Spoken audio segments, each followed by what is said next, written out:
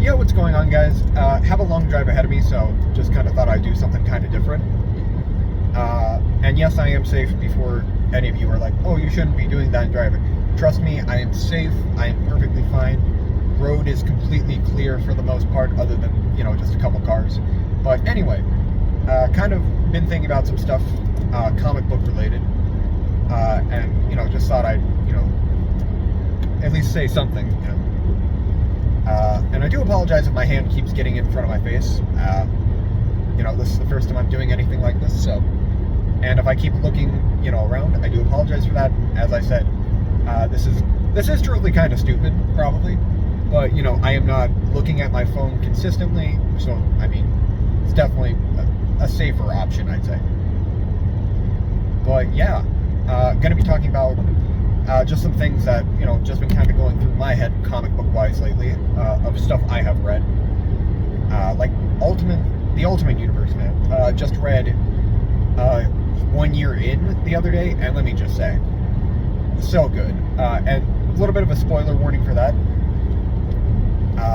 Basically, the Ultimate Nick Fury of the new Ultimate Universe, apparently is an LMD, and he's been in LMD since he got shot in the head in the war, apparently. Which, I don't know which war that was. I'm assuming, judging by, like, just how old he looks, I'd say maybe, like, at least the Vietnam War, because he does have, like this is the classic Nick Fury that has, the white, hair on the sides of his head, which I've always really enjoyed that look for Nick Fury. Such a badass look. Because, he's an older guy that's a spy, which, very cool. You never really...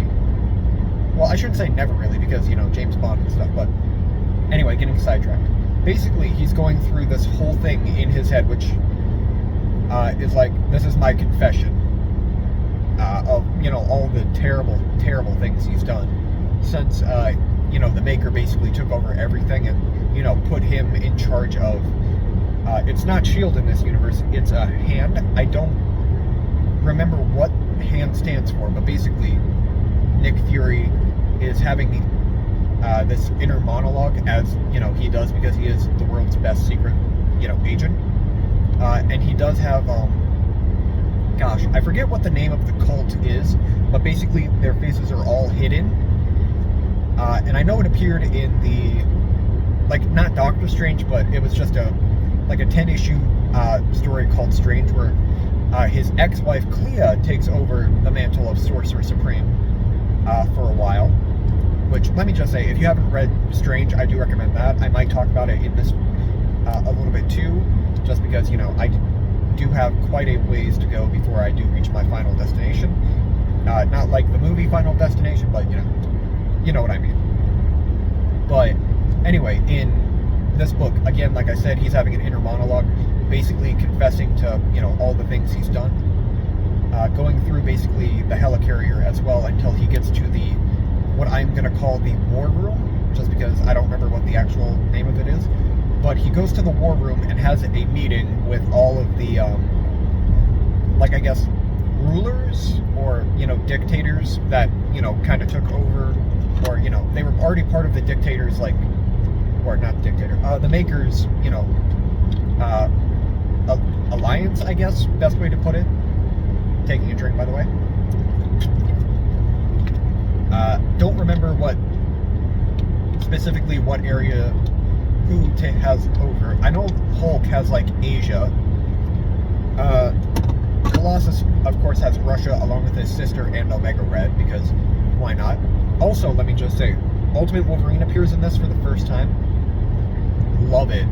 Loved that little, or I shouldn't say tidbit, sneak preview of that character. I know I already posted the haul video, but let me just say, I really enjoyed that Ultimate Wolverine story the most. Such a good story. Very, very excited. I don't remember exactly who is writing it, but I know Alessandro Cappuccio, one of my personal favorite artists, is, doing the interior artwork, which I am so pumped about, just because he killed it on Moon Knight, in my opinion. And I have a couple variant covers that he has done, like the Doctor Doom Avengers cover. I think it was Doctor Doom, anyway. I might be wrong about that, but very cool story. really excited to see where it goes. Just because, Wolverine's one of my personal favorite characters, and, like, they have shown the covers for issues 1, 2, and 3.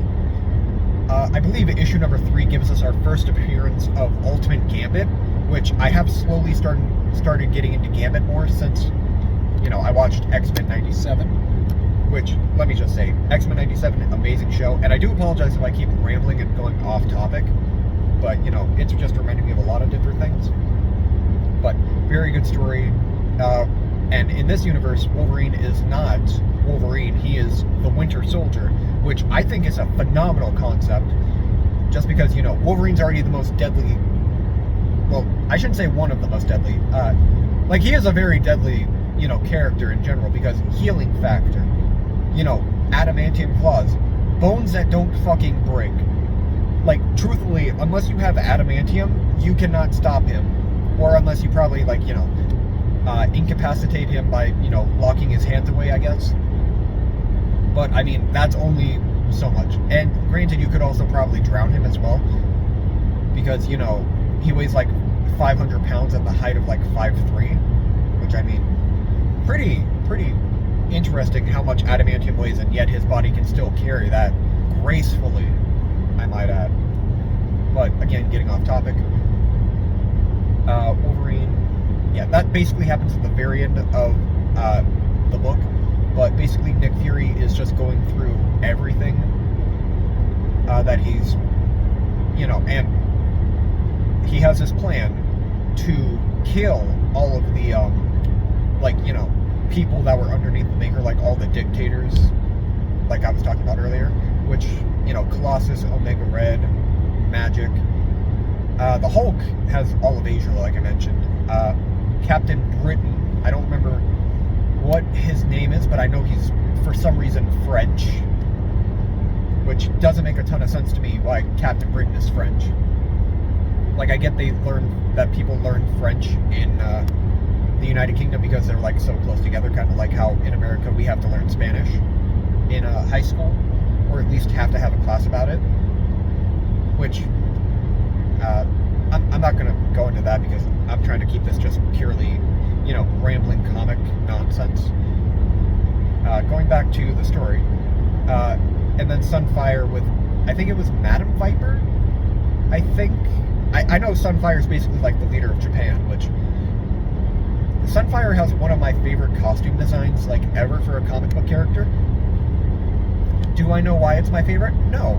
I just like it's a very good color scheme because it basically is based off of the Japanese flag with all the, or I think it's based off the Japanese flag, or at least something similar to that, because basically all the white lines on his shirt, and then, his head is the, sun, because, why wouldn't it be? Which, very cool concept. I don't remember any of the other characters that were there. The Moon Knight, well, it was Moon Knight, and then, Rao, I think the other guy was. Well, it's not Moon Knight, it's basically Khonshu, and I think the other one's Rao. I might be mistaken about that. Basically, the two main villains for the Ultimate Black Panther series, which, let me just say, Ultimate Black Panther, if you have not been reading it, I do recommend it. One of my personal favorites, and I'm not a huge fan of, like, the Black Panther books. Like, I've given them a shot in the past, but, personally, Black Panther is just not one of my favorite characters. Like, he's just not for me. I know he's no longer the King of Wakanda, which I thought was kind of interesting, because I did pick up the first issue of his, I think it's still ongoing, but, his current series, and I did kind of, I shouldn't say I read it, but I looked up videos on, the Blood Hunt stuff for Black Panther, and let me just say, Blood Hunt Black Panther, very cool concept, because, vampire Black Panther, and then, him getting turned back to normal in the main Avengers series. That was pretty cool, in my opinion. But going back to the Ultimate stuff, Nick Fury has this plan to, basically kill all of the, dictators that were underneath the Maker. And basically, he does not know that, that he's already tried doing this, like, several times in the past, but, they keep basically resetting his, memory box. Because he is a LMD. And for those of you who do not know what an LMD is, that's a life model decoy, which, let me just say, it's weird.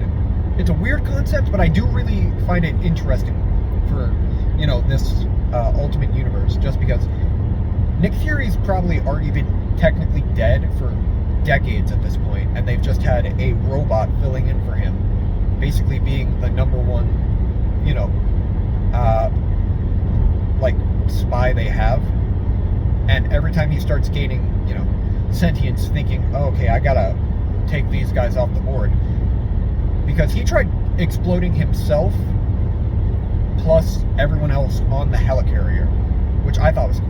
And going back to the helicarrier, all of this starts off, the entire story starts off in some random dude's backyard. I don't remember his name, but basically, this guy got drunk at a bar and said, you know what, maybe the Ultimates do have a point. And that's all he said. And that was considered a terrorist act. Why it was considered a terrorist act, don't know. But basically, they fucking strike this guy down with the power of fucking Zeus with a lightning bolt, and I shit you not, right in front of his kids and his wife. And I think there was another guy there, but basically they just fucking obliterate this dude. All you see is just burning flesh, skeleton, and then the grill. That poor grill got fucking obliterated, dude. And that has nothing to do with the story at all, other than just to, kind of just go into Nick Fury being like, another terrorist down. Kind of like that one game. I think it's CSGO where it's terrorist eliminated. Which, very cool. I really, it was a weird opening in my opinion, but I really enjoyed the story fully through. So I do recommend you guys check it out. But anyway, going back to what I was saying about, him going to blow it up. He puts in the code to go just instantly self-destruct everything, and then no one is moving. And then, I think the Hulk just starts laughing because, this isn't the first time it's happened. It's I think from what they said in the story, wow, he went quicker this time. It only took him a year to try and kill us, which, I thought was kind of funny. Because, it's not even the first time he's tried doing it, which I feel bad for Nick Fury in this universe just because it seems like he's gotten shafted every single fucking time he's tried it, which, funny, but story-wise, it's very unique.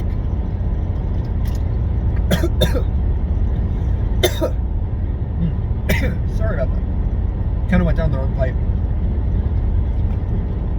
Oh boy. Oh, that hurt. Excuse me.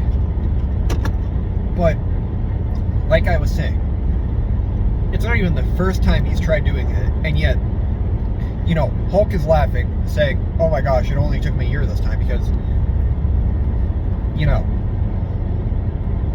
Nick Fury's had this plan more than once before, and he's still thinking in his head, all of his sins and, his confession and everything. And apparently, since he is an LMD, those thoughts get downloaded into a memory bank after each time, and they can actually listen to them. And it basically starts off the same way every single time, which is very cool in my opinion. Anyway, again, sorry, I am driving and I may or may not have ADHD. I've never been tested, so I do apologize if I get sidetracked and distracted when I'm talking about this kind of thing. And I should mention again, yes, I am driving. I am being perfectly safe. I'm not looking at my phone the entire time. I'm looking at the road. So if any of you ever decide to do this, don't be an idiot like me and do it while you're driving. Even though there's probably loads of people that do this anyway. Don't pull a Jack Dotrey though, and then just, have your friend hold the camera while you crash your car. Because that's stupid. Anyway, getting sidetracked again. Nick Fury then has this realization of, oh, fuck. And then, I don't remember who did it this time. I think it's a mutant that did it this time. Who I don't remember the guy's name, but I know he has his son hooked up to him by blood drip, because apparently this dude fucking needs his own blood, like his own family bloodline to keep him alive, and because of that, he can take the powers of the relative or of his child that he is using. And this guy gives a code that then we just see Nick Fury just boom burst into fucking flames. Didn't expect that at all. Like, I expected it to be like, he just shuts down and then they just, dismantle him from there. No, they just go straight termination with this motherfucker. And then, it's like, we gotta scrap everything, just download all his current memories, and then, go from there. And then we go to this, like, back room. Or I shouldn't say back room, like this hallway, which has more of the Nick Fury LMDs in it, which very, very fucking morbid, because it's literally just nothing but Nick Fury heads, bodies, full-on LMDs that they just have on standby just because they know this shit's gonna keep happening. Which, it's funny that they haven't, figured out how to make that stop. That's really great, in my opinion. Really, really entertaining. But let me just say, after that, I am excessively pumped for what happens next. And, just because I'm on the topic of the Ultimate Universe, I'm going to go through, like, the handful of other Ultimate stuff I've read. Ultimate X-Men, personally, for me, it's just kind of boring. I haven't really gotten behind Ultimate X-Men. Like, it's not bad, it's just not for me. Just because I can't get into, like, the whole manga art style, Other than that, one of the best ones, like I mentioned earlier, Ultimate Black Panther. Really digging that series. Basically, it starts off, I don't fully remember how it started off because, that was, I don't remember when it came out. I think it came out in February of this year. And, like, I haven't reread it. I remember more of the like, current stuff. But basically, how it starts off, from what I remember, is Black Panther, his father, and, like, I think a handful of other diplomats that are part of Wakanda are having, like, this ceremonial, meeting or something in front of the whole town of Wakanda, or entire country of Wakanda. And then just out of nowhere, boom!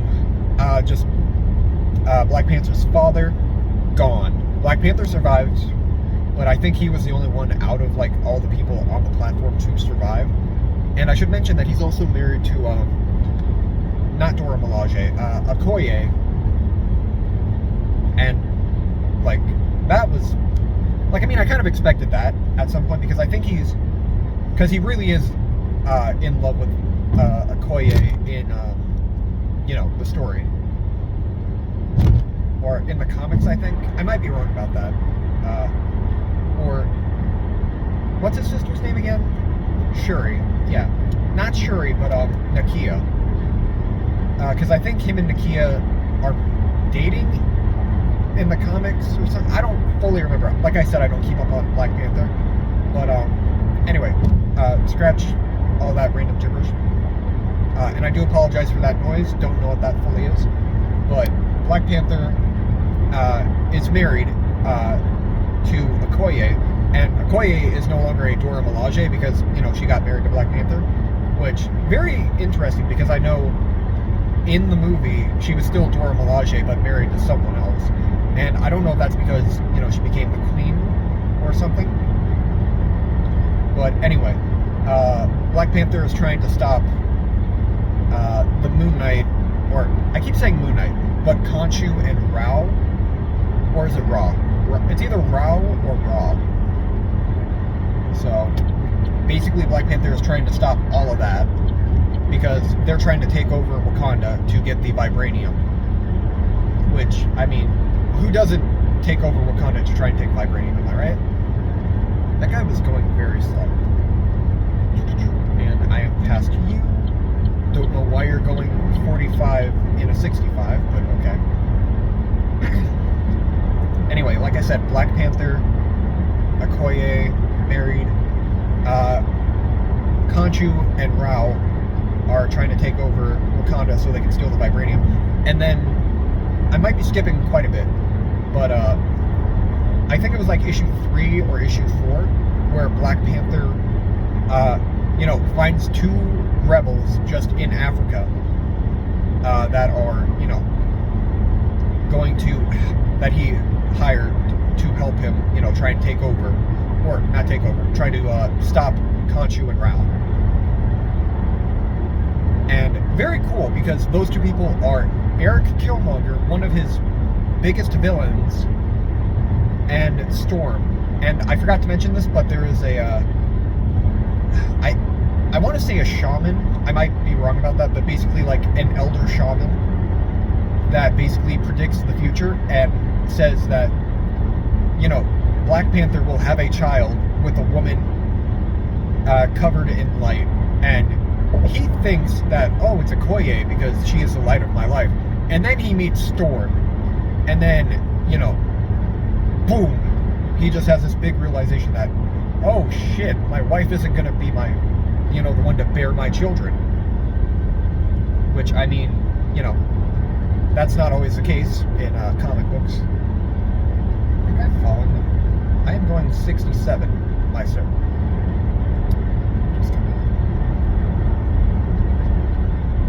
But where was I going with this? Yeah, Black Panther basically realizes that Storm is going to be his wife and, have his child because of this, lady that can predict the future. And then, Killmonger and Storm are sent off on their own separate mission because apparently Black Panther, or I'm kind of skipping ahead a little bit, Black Panther has a meeting with the handful of people he trusts, which are his wife, his sister, the shaman lady, and then Storm and Killmonger, because those are the only people that he really trusts. And because of that, he sends Storm and Killmonger off on their own mission, while he takes a leave of absence from Wakanda, and then he puts his sister in charge. Which, I mean, very cool concept. Because, Shuri does become the leader after, in the movie after T'Challa dies, and I think she also became the leader in the main, during the main comic storyline, because of the fact that, he got, I don't know what the correct word is. Is it exiled? I think exiled is the correct word. From Wakanda in the current comic series. Like I said, I've tried reading Black Panther. Not a really big fan of it. Anyway, getting sidetracked again. Ultimate Black Panther, like I said, sent Shuri and Killmonger off on a mission, and that mission is to find the Sorcerer Supreme, who, let me just say, I was very surprised that it was not Steven. I do not remember what the Sorcerer Supreme's name is. I don't think it was ever really even mentioned in the story from what I remember, but let me just say, this, Sorcerer Supreme is a badass bitch, and I love her so far, because she kicks ass all the fucking time. And I know in the last issue I read of her that had her in it, she summoned a fucking, Leviathan type shit to stop a fucking helicopter over the ocean when they were going back to Wakanda. And let me just say, that made me fall in love with the Black Panther storyline, even harder. And then Black Panther, is off doing his own thing. He's trying to, stop, Khonshu, because Khonshu's kind of like the ground leader, I'd say. He's making a whole bunch of people his Moon Knights, I'll say. He's basically turning hundreds of thousands of people into his soldiers, and those soldiers are trying to, take over Wakanda for him, which, I mean, whatever. And then we find out, I feel like I'm saying "and then" quite a bit, so I do apologize for that, but we find out that there is a different thing other than vibranium that is very powerful. I don't remember what it's called, but basically it's like a more natural one. It causes like it's more nature-based from what I looked at by reading it, which I think is kind of cool because it landed at the same time as vibranium, which, like, that was just a very cool thing. And then Khonshu and Rao are trying to, you know, basically steal it from Black Panther because, you know, it's going to help them take over, you know, Wakanda. And they do get it, Khonshu and Rao. And then because of that, I think they made a weapon out of it that Black Panther then gets impaled with. And then Black Panther just keeps having, like, visions. Like, I know I'm probably not even doing this story justice just because I have not read it all, or read it all. Like, I've read everything up until the last issue, which I don't even think the newest issue has come out yet. I might be wrong about that, though. But very cool storyline so far. Can't wait to see what happens next. And there hasn't really been a lot of Ultimate titles now that I think about it. Like, I mean, there's Ultimate X-Men, Ultimate Spider-Man, which I'll get to Ultimate Spider-Man in a second, and then Ultimate Black Panther. Oh yeah, the Ultimates too, I almost forgot about them. I am really in love with the Ultimates. Like, such a cool team. I really do love it. Basically, not going to go through everything, because I know there is kind of a big spoiler that happened in one of the previous issues. Like, I'm not going to really talk about either of those. I'm just going to talk about, you know, all the characters that have, you know, joined the Ultimates at the moment. The first issue of the Ultimates, can't fully remember what happens. I believe, you know, Doctor Doom and Iron Lad, because Tony Stark is only like 15 or 16 in this universe, which I thought was kind of cool, because that's definitely a unique take, because Peter Parker is usually like the young kid in most of these situations, but Tony Stark's usually like an adult. Tony Stark is Iron Lad, and, you know, him and Doctor Doom team up to go, you know, start the Ultimates. And then the first couple members they get on the Ultimates are Thor and Valkyrie. I don't quite remember how it all goes. Like I said, most of these came out a few months ago, and I haven't reread it in a while. So my knowledge is definitely not where it should be about this, because I should reread it again, because it's all peak, dude. And then, there I go again with the inventors. Basically, they go, because Thor is being kept under lock and key, and Valkyrie is keeping a watch on him. So, they go rescue them. Thor gets severely injured by, who is it? Captain Britain, I believe? And, like, they already have Captain America. He's still a block of ice at this fucking point, which I thought was cool. Thor has the idea to go bust that shit open, but, you know, that's kind of a bad idea, because they don't know if that'll, you know, kill him or what.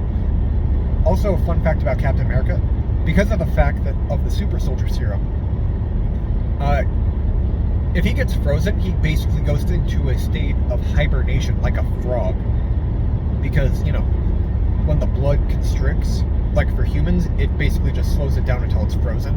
But for, like, you know, animals during the winter that, you know, have to be outside, it basically just severely, I shouldn't say severely, but it drastically lowers, like, the metabolism, and, you know, makes it go slower, and then, you know, the blood vessels don't constrict, like, fully, because, you know, it basically just slows everything down. So, like, that's how he survived in the water, you know, being frozen and other shit, which, very cool. They basically unthaw him, tell him what fucking happens to America. He freaks the fuck out, which, let me just say, very funny.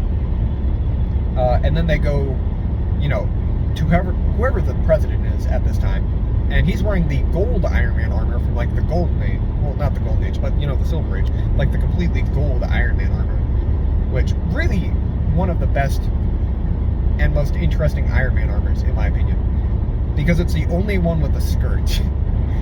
And it's literally just exact copy and paste of his first one, just with gold and a skirt. That is it. There is nothing else different about it other than the color scheme and the fact they added a skirt.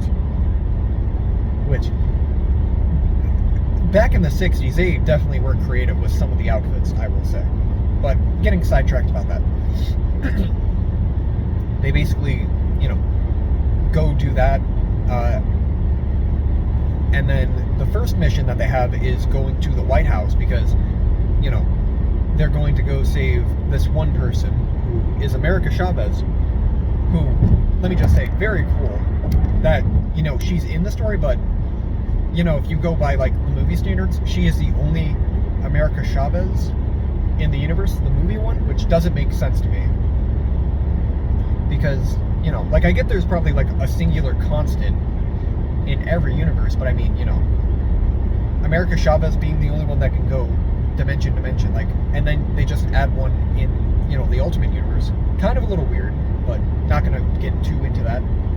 And I did kind of forget this because it was a free comic book day thing, but they do have the Human Torch on the team, like around this time too, but he didn't really make his first, like, comic appearance, or I shouldn't say comic appearance, but he didn't show up until, like, one of the last issues, which I thought was kind of interesting, because by the time, they got him, it was, like, after, like, issue 1 of Ultimates, I believe, which, I mean, I might be wrong about that, like I said, but still very cool that they have the Human Torch, and not even, like, Johnny Storm's Human Torch, which I will be talking about the Ultimate Fantastic Four in just a second, because, let me just say, very, very fucked up issue. I love that issue, but it's fucked up, which is issue number 4 of the Ultimates. But anyway, going back to the John Hammond Human Torch, they rescue him because he's basically just a robot that, basically just needs to get, lit up, and then he's perfectly fine. Which I thought was kind of cool. Because, Cap is no longer basically the only one from the 1940s. We have John Hammond Human Torch. Which, John Hammond Human Torch, one of the more unique characters in Marvel, I might add, because he is one of the first characters made by Marvel Comics, if not the first.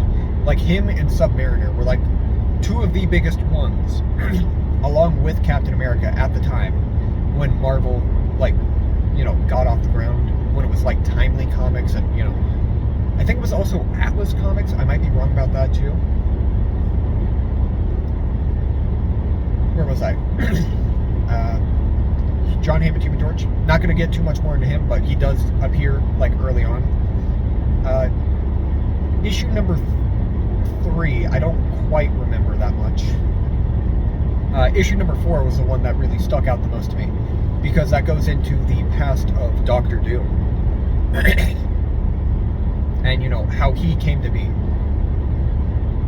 So apparently, Doctor Doom in the new Ultimate Universe is Reed Richards. And the reason why it's Reed Richards is because the maker didn't want,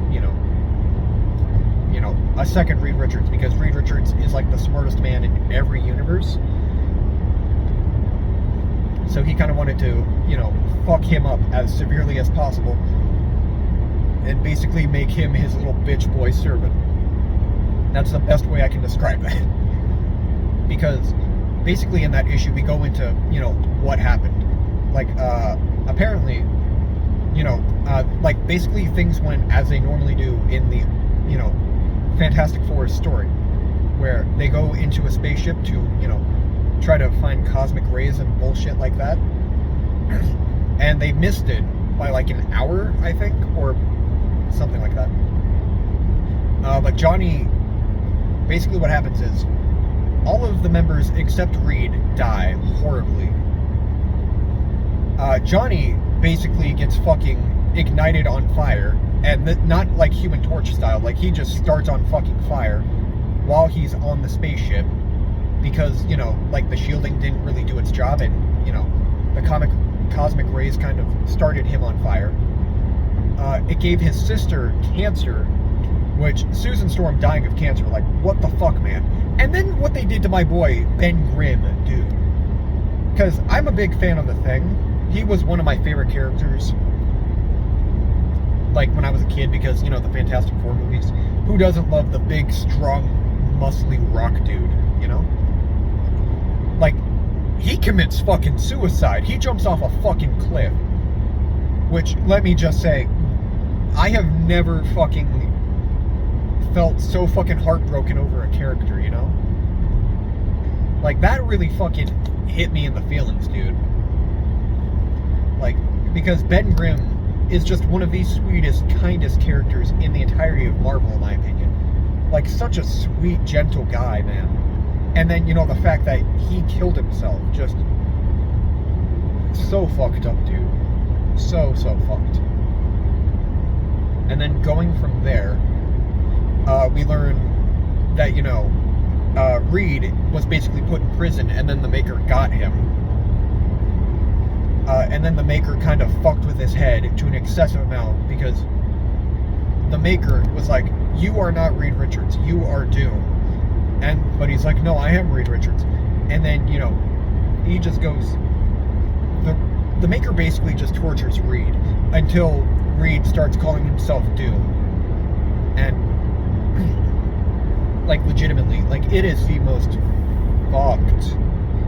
And I know I keep swearing, but legitimately, issue number 4 of the current Ultimate series, like, the most fucked up issue in all of them, I will say.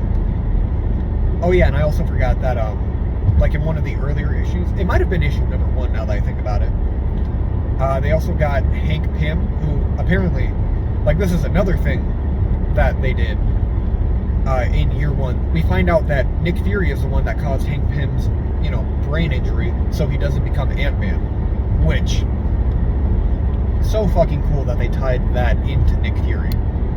But, you know, Janet and Hank have a pest control business where they kill the ants rather than, you know, have Nick Fury have Hank, you know, being like very charismatic and caring towards the ants, because we all know he is a pacifist, which, I mean, he is the most brutal pacifist, if you ask me, because he made Ultron, dude, the most fucking killer robot of them all.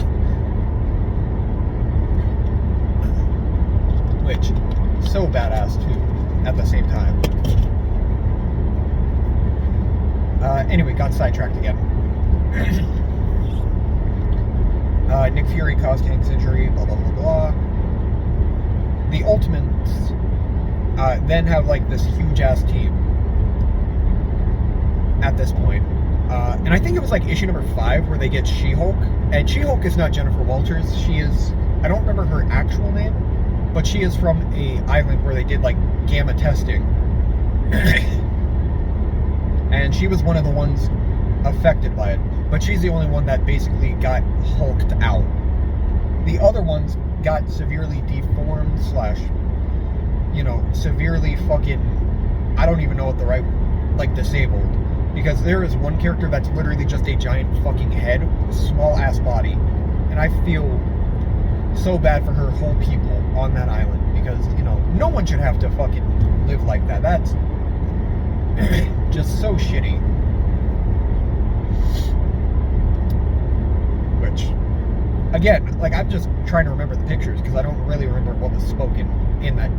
That might have been issue number 3 now that I think about it, where they got She-Hulk. Like I said, I haven't really reread this stuff in a while, so I do apologize if I keep jumping back and forth between things. But, you know, I'm just talking about the Ultimate Universe because the Ultimate Universe is genuinely one of my personal favorite things going on at the moment. And I haven't even gotten to Ultimate Spider-Man yet. Which, if I gotta go, like, what my favorite is, like, Ultimate X-Men is definitely at the bottom of that list. And then I'm not gonna count, like, you know, the mini-series of Ultimate Invasion / you know, year 1, or 1 year in, I should say. Just because, you know, they don't, like, they basically start the story and kind of fill us in on what's happening in the background.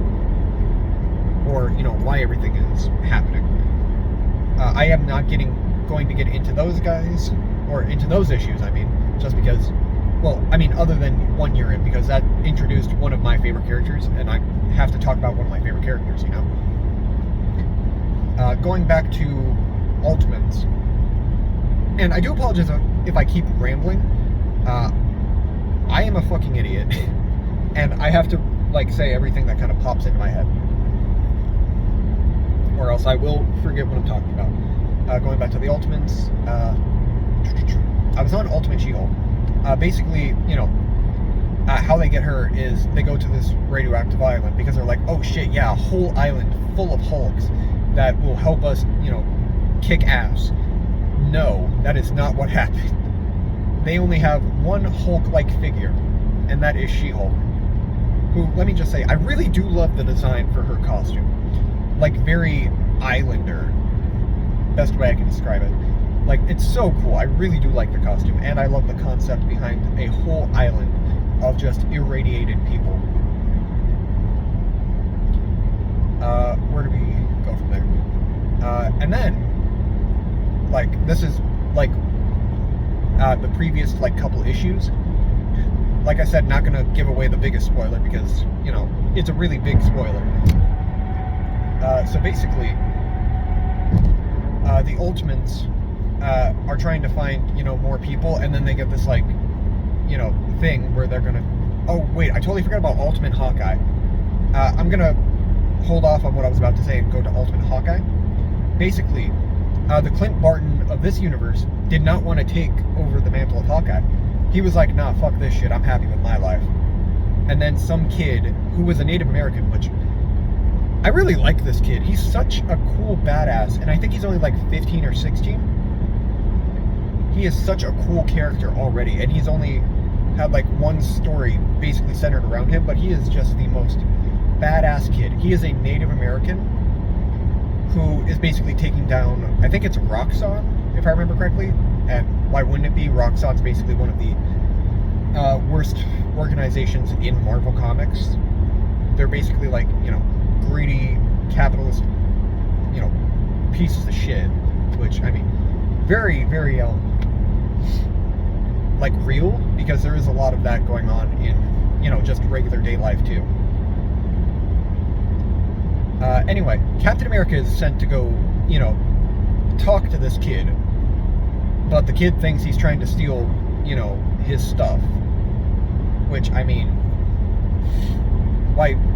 I don't blame the kid for thinking that, just because, this is Captain America. And apparently, like, no one really knows about Captain America anymore after the 40s, because, the Maker kind of took him off the board, like, what am I trying to say? Like, from the timeline, basically. So no one really remembers him, unless, they were part of, like, that generation that had Captain America. We then see Captain America going to track this kid down.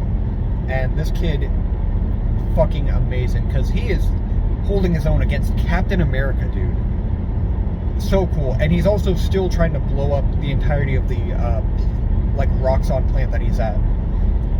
And basically, him and Captain America, Hawkeye and Captain America, are having this conversation while they are fighting. Basically, like, I am trying to, save my land, protect my people. And Captain America's like, yes, and I am trying to protect the entire nation. Or at least that's kind of how I remember it. I might be wrong. But, it basically is like, Captain America wins the fight, because why wouldn't Captain America? And he's like, so you're going to be taking my stuff down? And he's like, no, you've proven you are worthy to have it. I'm just asking if you want to join us. And the kid's like, what? And then, basically, this, like, army team is going to come in and basically, take them both out, because, the Ultimates are a terrorist organization in this universe, but they're not really, terrorist organization. They're just, trying to, save the world, which, very, very cool, because, basically the whole world is turned against them, and then, the Maker is like the one who shall do no wrong, the one who is, keeping us safe, the one who is, in charge of us, which, for those of you who do not know who the Maker is, just read the, previous Ultimate Universe comics, and you will find out quite a bit about him. Anyway, I keep getting sidetracked, and I do apologize for that.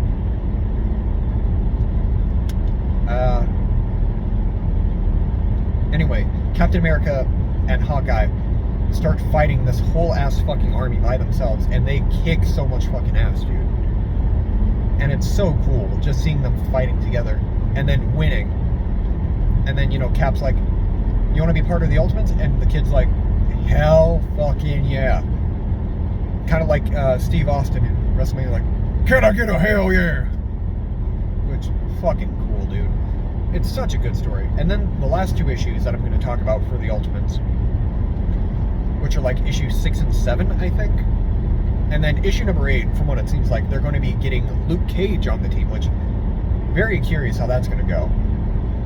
But anyway, the last two issues, which are like 6 and 7, I think, I might be wrong about that. Basically, they go and try to take out a,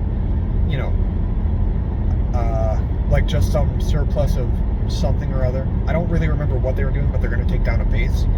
But they get tricked because apparently the Hulk had the idea to take them on personally. And let me just say, the Hulk almost did it, man. Like, the Hulk almost kicked all of their fucking asses. And this is not just a Hulk. This is a Hulk with the fucking power of Iron Fist. So just imagine the Hulk fist just with the Iron Fist. Let me just say, that sounds like the most fucking terrifying thing ever. And then, it's even having, like, little things like, as powerful as, like, 95 million Nagasaki's with, like, each power. And that's not even the best part. The Hulk has a fucking team of, like, gamma-powered fucking disciples. Which, let me just say, one of them fucking eats the Wasp. And then the Wasp just bust out that bitch like the Kool-Aid Man. And let me just say, I like how they fucking had the Wasp being eaten within, like, the first, like, fucking 10 issues, dude. So fucking sick. And I do apologize if my voice is kind of getting a little, like, raspy slash, gunky filled. My nose is currently draining a little bit into my throat, and I can kind of feel it. And I do kind of feel a sneeze coming on, but I can tell it's going to be one of those, like, fake bullshit sneezes. So I do apologize if, I do sneeze. But, where was I? Yeah, basically they are taking on all these guys. And let me just say, they are not working well as a team at fucking all. All of them get their asses kicked. Except Doctor Doom, because Doctor Doom is not there. Doctor Doom is working on, well, he's also trying to, fix everything that happened to him. Along with just being basically the guy in the chair. And let me just say, so far, Ultimate Doctor Doom, one of the most interesting Doctor Dooms I've ever read about.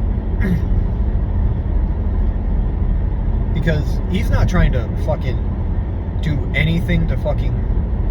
Was that my turn? No, it wasn't. He's trying to do anything to, like, save lives. Which I think is the most coolest thing ever. Because it's not even Victor Von Doom, it's fucking Reed Richards, man. And I've never been a huge fan of, like, Reed Richards as a character. But let me just say, I have been slowly starting to respect him more and more since I've been reading the current Fantastic Four story. Which sucks, because it's only a monthly series. Which, I mean, is probably what it's always been, but, I've never really been fully a Fantastic Four fan until, like, not even this current run, but the run beforehand. Like, with the Reckoning War and all that stuff. Which, let me just say, that storyline was pretty interesting. Where was I, actually? Yeah, basically, Doctor Doom is not there. He's just there just to help them get out. And let me just say, Ultimates had their asses kicked. One of the main characters, who, let me just say, my sweet, darling little boy, I'm not going to say the name because it's still relatively new information, so I'm not going to spoil it. For those of you who do know who it is, like, please don't spoil it in the comments. So, Doctor Doom basically pulls them out of there last second. And let me just say, most of the characters had their asses kicked. She-Hulk is missing a fucking hand. I don't quite remember. I think it's because of the Hulk, who basically just kind of crushed it and ripped it off. Or it got burned off by one of the disciples because they had, like, a gamma vomit or something. I don't quite remember, like I said. Like, all of this is just from my memory. And I have a shit one of those. So basically this issue, like ends with one of the main characters basically getting bear hugged by fucking Hulk and getting crushed and basically like we think he fucking died. He did not die, as we find out in the next issue, because in the next issue the Ultimates are becoming like, they're not going out as much, they're basically doing like smaller things. 1 mile until my exit, cool. They're basically going through and doing things more like precise, like more sneakily too, which has been working out fantastic for them so far from what it seems like.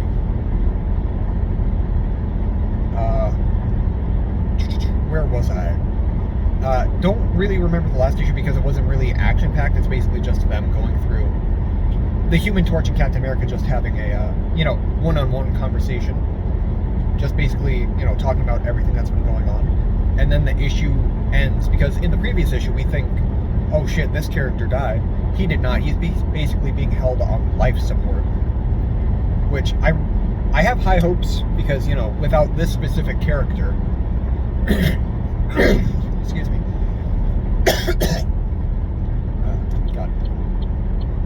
Because without this one specific character, I don't know how this other thing makes sense, because, if you read Ultimate Invasion, you'll learn, like, who this character is. Or at least I have a high, idea of who this, like, because in Ultimate, fuck it, I'll talk about Ultimate Invasion now, and then go to Ultimate Spider-Man, because Ultimate Spider-Man is so good, and I should have been talking about it way sooner, but I haven't, because, it's the one I'm the most, like, in-depth with, because I truthfully really fucking love Ultimate Spider-Man, and if it's something I really care about, and really, really dug, it just stays kind of stuck in there longer than other stuff. Which, I mean, I love the entirety of the Ultimate Universe so far. They are killing it, all of the writers and stuff like that. Not so much Ultimate X-Men, like I've said, because Ultimate X-Men is way too manga-like for me, and I'm not really much into manga. But anyway, Ultimate Invasion basically just kind of sets up everything. We find out that the Maker basically built this thing to go to another dimension, which he is going to before they even start with all the superheroes, which I thought was very interesting. And the cool thing is that the Maker knows Miles Morales is from his universe, so he even asked Miles Morales, hey, would you like to come with me, since you are, one of the few beings who is from my universe, and I miss my universe, and I'm trying to, basically, start it up again. And Miles is like, nah, I'm gonna do my own thing. Like, the movie. Which, God, I really love those Spider-Verse movies, man. So good. Not going to get into those right now. That might be a different ADHD thought thing that I'll do. But, basically, Ultimate Invasion is basically Ultimate Reed Richards. I'm just going to call him the Maker, because that's what I've been calling him. The Maker basically builds a portal to go to a different dimension, and basically while the Maker is in that other dimension, he is stopping every single superhero from being made, other than certain ones that he knows will benefit him. So he made it so Captain America, not a problem. Thor, not a problem. And we then cut to, because basically I'm not going to go through all of them, basically he stopped everybody from doing everything, excluding the ones that'll benefit him. So we then cut to not Tony Stark, but Howard Stark, his father, who is not dead but still alive, and Howard is Iron Man in this universe. And then the cool thing is that Howard Stark and Obadiah Stane merged companies and have, Stark, is it Stane Stark or Stark Stane? I don't fully remember, but Obadiah Stane is War Machine in this universe, which even fucking cooler, in my opinion, because I know Obadiah Stane is like one of Iron Man's like biggest, sorry my nose is itchy, one of his biggest like adversaries ever, like comic book wise. And we get to see them, fight, do other things, stuff like that, which very badass in my opinion, really, really cool. We then have, Howard get invited to the city, which is where Latveria is, and also where the Maker, you know, has everything set up, which very, very cool. Really did enjoy that. Kind of having a brain fart right now because I've only read this series once, and it's been a while. But I want to say what happens next is the city basically has a portal open up right above it, and hundreds of thousands of Captain Americas, Wasps, Giant Mans, and Thors get dropped into the, like, and I'm not talking about like hundreds of thousands of them get dropped in because of Kang the Conqueror, who, let me just say, this version of Kang is so fucking badass looking because it's like a full-on fucking Iron Man suit, not like that weird fucking, I don't even know how to fucking describe it. Like, it's a really, you know, cool thing. Like, very cool outfit.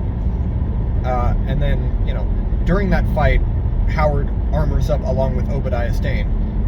Sadly, Obadiah Stane gets killed during this entire thing, which really sucks because, you know, just the brotherly bond between Howard and Obadiah just really got me very, you know, interested in them. But, I mean, it's Jonathan Hickman writing it, so, I mean, of course, he's got to, you know, put in twists and turns that we don't expect. Because Jonathan Hickman, one of my favorite writers, along with Jed MacKay, both of them very good, very highly recommend you guys checking out either of their writings. Jed MacKay is the one who's doing the current Avengers run and Moon Knight, and let me just say, he has done phenomenal on both of those. But anyway, going back to, got a fucking itch in my nose, going back to what I was talking about, Obadiah dies, Howard gets knocked the fuck out, and then Howard is saved by the Maker, who brings him into, I don't remember what it's called, but it's basically like the big dome that he made in the Ultimate Universe, where time went by way quicker. So he was in basically this dome for over a millennia, just, you know, doing Maker shit. That's the way I can describe it. And then, you know, it cuts to, because apparently they won the battle. The Maker won the battle, because why wouldn't he? He then has this whole room filled with hundreds of thousands of people. I shouldn't even say hundreds of thousands, but like a few dozen people, which turned out to be the ancestors to the people that were, you know, that made those, you know, superpowered beings like the Thors, the Captain Americas, the Wasps, the Giant Mans, and all the stuff like that. And then, you know, the Maker, you know, kills off all those people, and then all of the Thors, Captain Americas, Wasp, Giant Mans basically get turned into fucking nothing because, you know, without that bloodline of the people that the Maker just killed, they don't exist. And Howard's like, yo, what the fuck, dude? And then, you know, the Maker goes on some big old fucking spiel about everything. And then he brings him to this room where he's like, hey, I need you to work on this special device. And he's like, well, you're the one who made it, why don't you? And then he takes off his fucking helmet, revealing he's missing like a giant chunk of his fucking head. Which, something else he explained was, yeah, I stretched my brain across my whole body, so this getting a head injury is like fucking nothing. Which, let me just say, very fucked up. And then we get to meet Doctor Doom for the first time. And then Doctor Doom, you know, has this idea, along with Howard, to basically trap the Maker inside the dome for a full year while Doctor Doom escapes. And Howard, you know, stays behind. That plan is very successful. Because it traps, you know, Kang the Conqueror in there, who tried again doing this thing with the Captain Americas, Thors, and the rest. Very, very cool. And then, you know, at the end of the story, Kang is like completely like, he's either dead or knocked out. And it's very interesting. because, you know, we just see Howard take off the mask of Kang the Conqueror. Oh, someone's pulled over. Hope they're okay. I'd stop, but I don't trust highways. Oh, he ran out of gas. Oh, okay, and then you're just gonna basically speed past me? Thanks, dickhead. Anyway, sorry, driving like this just makes me... I hate people. I hate people driving, you know? And no one's in that lane now, so I get to go over.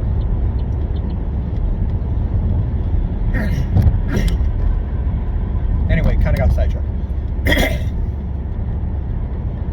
Where was I? Howard takes off Doctor Doom's, or not Doctor Doom, Kang the Conqueror's mask, and we don't get to see who it is. But, I mean, I have a very good idea of who it is, because, you know, Iron Lad, you know, is a variant of Kang the Conqueror in the main, you know, timeline.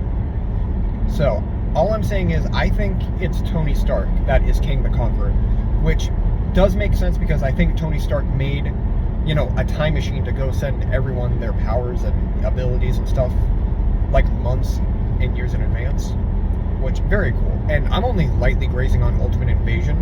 I do recommend you check out all of these Ultimate books because they're all ultimately phenomenal. Ha ha ha. Ha. That was dumb of me.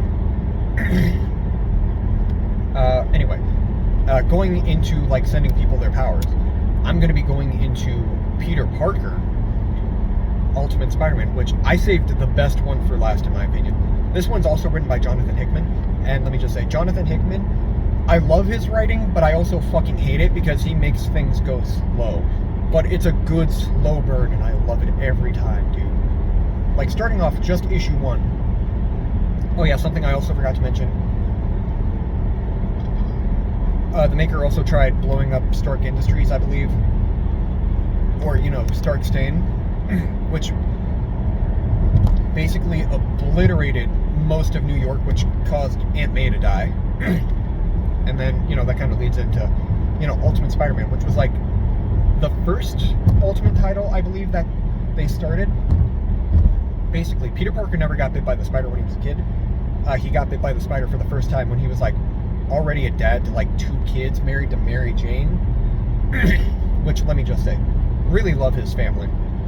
All of them great and funny. Because why wouldn't they be? Going through the first issue, basically, Peter meets Uncle Ben at Aunt May's, like, memorial service, along with all the other people who tragically passed away in the explosion of, you know, Stark Stain Enterprises, which they are putting fully on Tony Stark. Which, why the fuck would a kid cause a nuclear, like, not a nuclear reaction, but basically cause that? So fucking insane that they just pinned all of that on him.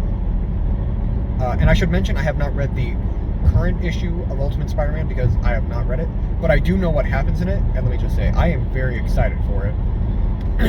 Anyway, going back to what I was saying. Peter and Uncle Ben go to this memorial service for all the ones that died, and that's kind of the first time he meets Harry Osborn, you know, the son of Norman Osborn. And apparently Oscorp also bought Stark Stain stuff, which leads to him becoming the Green Goblin and getting the Green Goblin suit. Which, let me just say, I really do dig this Green Goblin suit. Like, it's really interesting seeing it, you know, not as, like, what it normally is, you know? It's not even like a full suit. Well, it's a full Iron Man suit, but it's not like, you know, just a full body suit of, like, you know, just what it normally is of, like, you know, just a mask that's made out of, like, fucking, I don't even know what the fuck his outfit is made of in, like, the actual comics, but he's not wearing tights. He's wearing a full-on fucking suit of armor. And it's such a badass suit, too. And, like, they meet, like, after issue 2, I think? Like, issue 2 or 3. Because I know there's a couple of issues that are just, like, more filler issue, where it's just a lot of talking, which, I mean, that's what Jonathan Hickman does to kind of build up things. But, Peter, in the first issue, gets this ball, which has the spider that bit him, and then the spider does bite him, and then we just see this, like, full-on black outfit, which, let me just say, it's fucking cool as shit, dude. And then one of the next issues is, you know, his daughter finds out that he has these powers now, and she helps him make the costume, which I think is the cutest, most adorable thing ever. Just because we get to see, like, all these different variations of the suit. I believe it also had a Scarlet Spider variant, too. Which, I really like that one, because it was kind of like, you know, it was like the black suit with, like, a red hoodie, I think. Or it was, like, red outfit with a black hoodie. Either way, very cool. Really liked it. And then they finally settle on, like, the actual outfit. Which his daughter even drew the spider logo, which I think is the cutest thing ever. Because now he has something that his daughter, you know, made for him on his suit every time he fights. And let me just say, Peter sucks at fighting. Like, he really fucking sucks at fighting. Because his first villain that he fights is the Shocker. And it's not like the normal Shocker, it's like some dude that found this stuff because, you know, the dude who is supposed to get it, which is Herman, he fucking dies, like, instantly. That looks like a Scooby-Doo van. Sorry, got distracted. He gets... He's already dead. Like, he had a heart attack finding this thing. And then this guy takes it over. And then this guy's like, I'm just doing this just to try and take care of my family and feed them. And then Peter's like, oh, shit, my bad, dude. I know what you're going through. And then, you know, instantly just fucking gets his ass handed to him. And while all this is going on, Uncle Ben and J. Jonah Jameson, I forgot to mention this, but Uncle Ben was like, not the pilot of the, he was in charge. He was the editor-in-chief of the Daily Bugle, not J. Jonah Jameson. J. Jonah Jameson was like his second in command, though, which I thought was very cool because, you know, J. Jonah Jameson, Uncle Ben, like, best buddies, and then they start this new newspaper called The Paper, which, very fucking cool.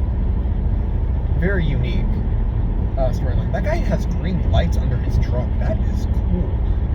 I want to do something like that at some point. Where was I? And sorry for the ADHD type of thing.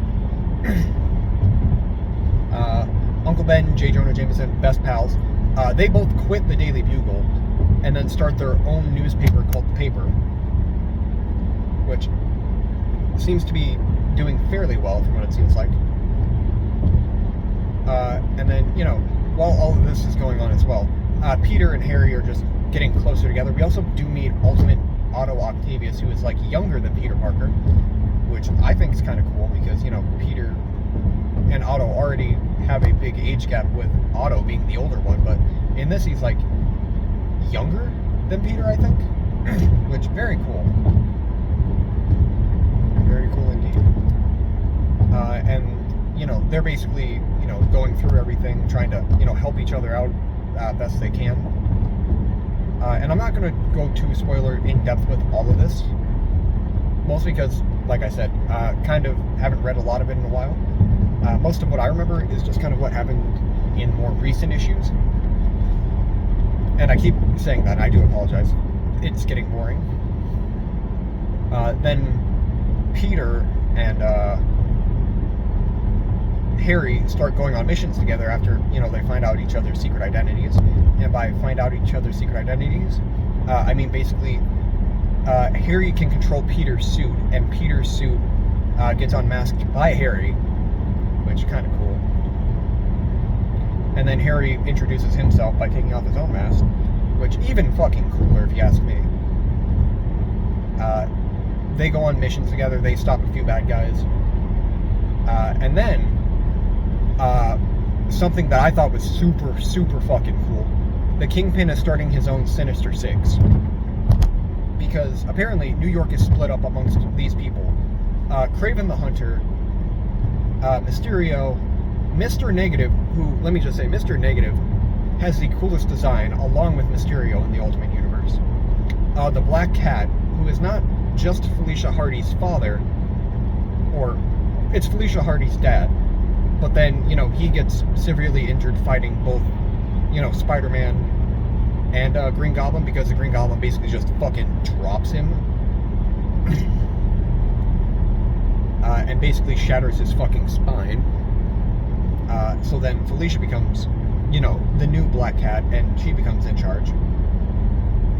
Who else is on the team? Kingpin, I know, is on the team. And then the one that surprised me the fucking most on this Sinister Six team, and I bet none of you fucking expected it either, it's fucking Mole Man.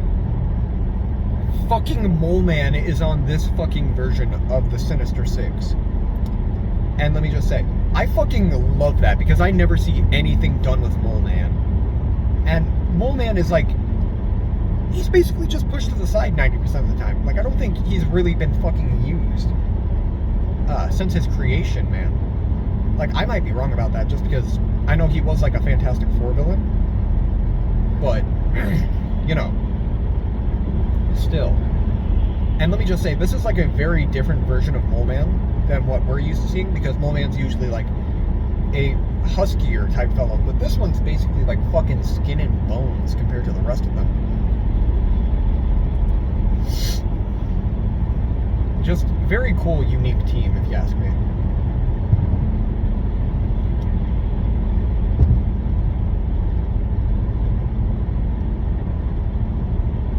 Yeah, sorry, just trying to think of everything.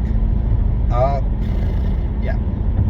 And I did kind of skip ahead a little bit, because I know when we find out that, the Black Cat got handicapped,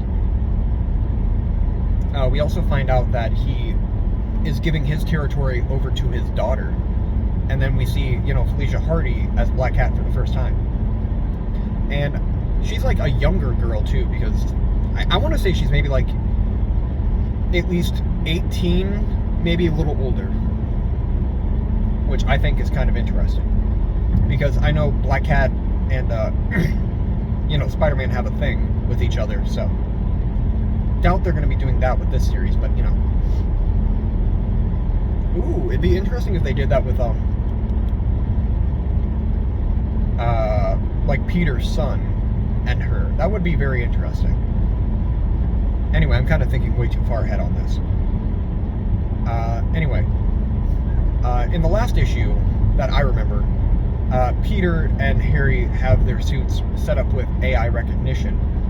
Peter makes his own voice, because, he already talks to himself enough, and then Harry makes his dad. Actually, I think that's kind of how it led into Black Cat, male Black Cat getting his fucking spine shattered. Because, Harry's dad, still kind of an asshole, even after his dad is dead. And Gwen Stacy's also in this story too. Her and Peter actually never dated. Her and Harry are married, which I thought was kind of cool too, because Gwen Stacy didn't get yeeted off a fucking bridge by the Green Goblin and then, killed. Which I always really thought that was just such an interesting thing they did, because that was also like what, issue 121, 122 of not Ultimate Spider-Man, just Spider-Man in general, which very fucking interesting in my opinion. And I know I keep swearing a lot, but I mean, this is just how I talk when I'm talking about something I'm really in depth with, because and again, I do apologize if all of this is kind of like ADHD rambling, but I needed something to do, because I have a 2-hour drive ahead of me, because I just got done visiting my parents for, like, today is December 24th, so it's Christmas Eve, so I just decided to take a break from listening to music, because there's nothing really on the radio that I was really finding enjoyable, so I thought I'd do this. Where was I?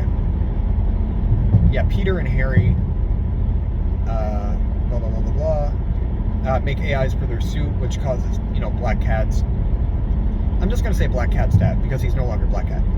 Basically, he gets his spine fucking shattered, blah, blah, blah, blah, blah, so on and so forth.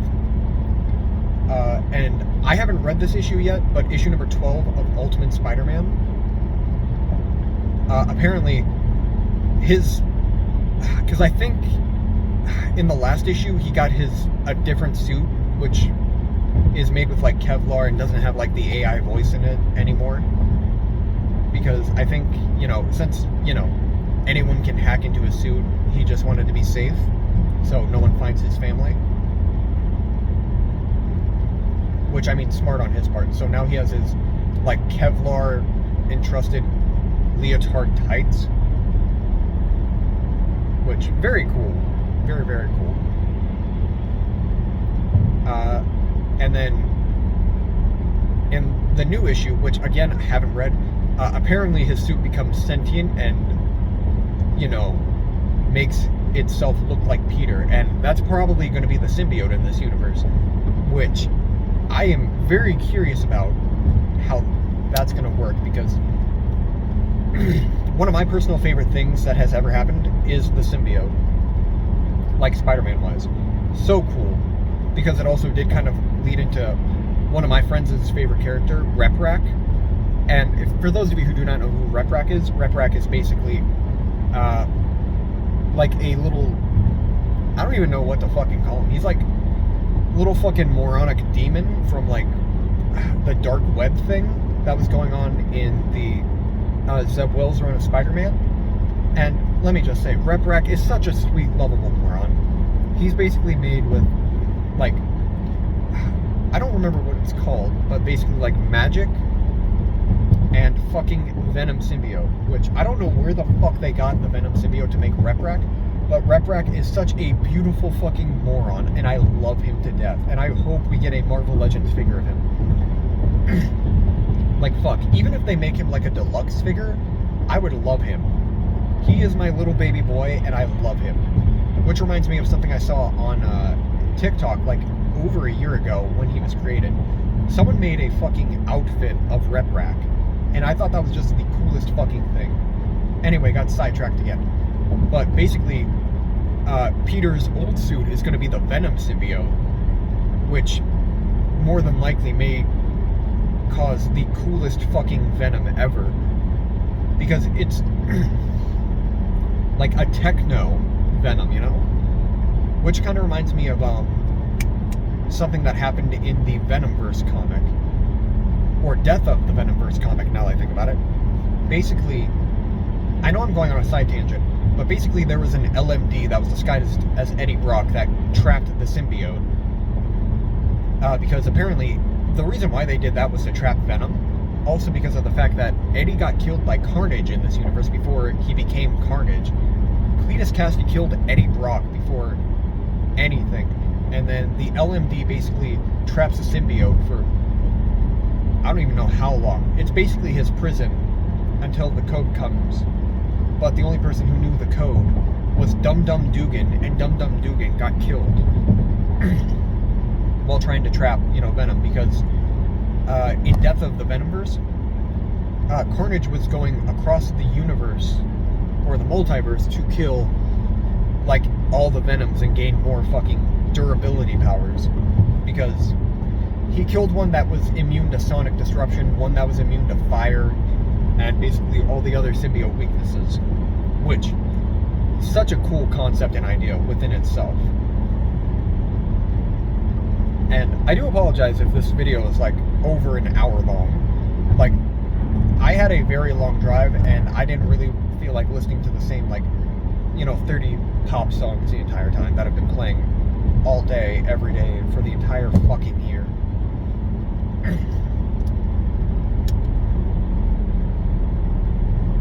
So, yeah. That's basically my review of the Ultimate Universe. It's amazing, and like when Ultimate Wolverine comes out, I will definitely try to go as in-depth with as I can, because, that's going to only be like maybe like, because I know I rambled on with everything else, but, with it being just a not one-page comic, a singular issue of a comic, excuse me, it's going to be way quicker to go through than all of this. And I don't know what I'm going to call this. I'm just going to call it Comic Ramblings, and then, whatever the topic is that I kind of thought of. Like Comic Book Ramblings Ultimate Universe 2024. Yeah, I think I might start doing that, just because, there's a lot of things I want to talk about, and as of the fact, I don't really, like, as mentioned in, I think I mentioned in my, collection video, I will be, no, that's not my exit. As I mentioned in my, last video, I will be doing,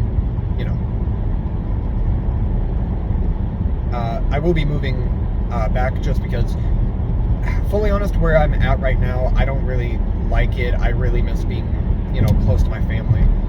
And, I, like, fully honest, just, everything that's been happening since I moved has just been kind of really affecting me very negatively. And I feel like, moving closer to my family would be a good thing at the moment. That's the only thing I'm going to talk about me related, just because, don't want you guys worrying about me. I am doing better, by the way, for those of you who have been wondering. I doubt anyone's ever going to make it to the end of this fucking video, so. Anyway. Yeah, Ultimate Universe, one of the best things I've been reading so far. Ultimate X-Men, I truthfully don't remember fucking shit about it. I think Psylocke appeared, and Nico Minoru, I want to say, appeared. But other than that, Ultimate X-Men is truthfully the one I've been, like, slacking on the hardest. I've only read up until issue 7, and I think it's already on issue, like, 10 or 11 by now. So, yeah, I'm kind of failing at this, so. Where was I? Yeah, but, like I said, very excited for what happens next in the Ultimate Universe, especially Ultimate Wolverine, which I will be, doing a, kind of review style thing of like this. And it'll probably just be another rambling comic video, so, yeah. Anyway, since I'm getting very close to my exit, I will be, signing off very soon. Jesus, I've been doing this for over an hour and 20 minutes. It has not felt like an hour and 20 minutes to me. But, I'm doing something and talking about something out loud that I really enjoy, so. And I'm not going to be in my car every single time I do this. Like, I will be, probably just, setting up somewhere, or, set something up to where I can, like, talk about it / keep you guys, like, kind of like this, me talking to you, kind of like, one-on-one type conversation type thing, which I'll eventually, learn more, because I have been kind of really getting into, people explaining comic book stuff lately. Like, don't get me wrong, I enjoy doing my haul videos, but, that doesn't really prove that I am a fan. That just proves, oh yeah, I buy these and read them. But, I will be, trying to do more stuff like this. I don't even know, like, this isn't even my car, this is my dad's car, because my engine blew up in my other one. Anyway, again, getting too distracted. Anyway, if you guys do want more stuff like this, I promise I will not make them an hour and a half each time, just because, I don't know how long that's going to take to upload onto YouTube. So, yeah. Anyway, thank you guys for watching. If you did enjoy this, let me know what you liked about it. And, yeah. If you guys have anything that you're curious about me to talk about, like, I will definitely do my best to, learn about said topic more. And, yeah. Anyway, thank you guys for watching, and I will catch you later. Peace.